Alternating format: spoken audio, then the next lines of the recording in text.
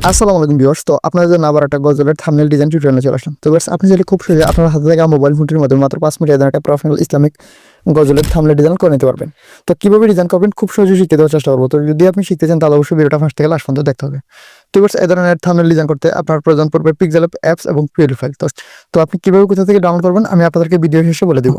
তো ডিজাইন করার জন্য আপনার ফোন থেকে সরাসরি আপনি পিক্সেল অ্যাপসে চলে আসবেন। আমি পিক্সেল অ্যাপসে চলে আসলাম।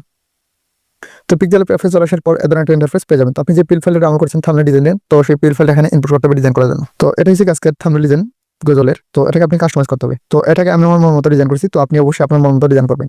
এখানে আপনার মনের মতো আপনার গজলের নাম দিবেন, তারপর আপনার সিঙ্গারের ছবি ইউজ করবেন, তারপর লোগো, তারপর সেগুলো যা আছে আপনি এগুলো আপনার মতো করে এটাকে কাস্টমাইজ করতে হবে। তো কিভাবে আপনি কাস্টমাইজ করবেন? তো কাস্টমাইজ করার জন্য আপনি এখানে ক্লিক করবেন।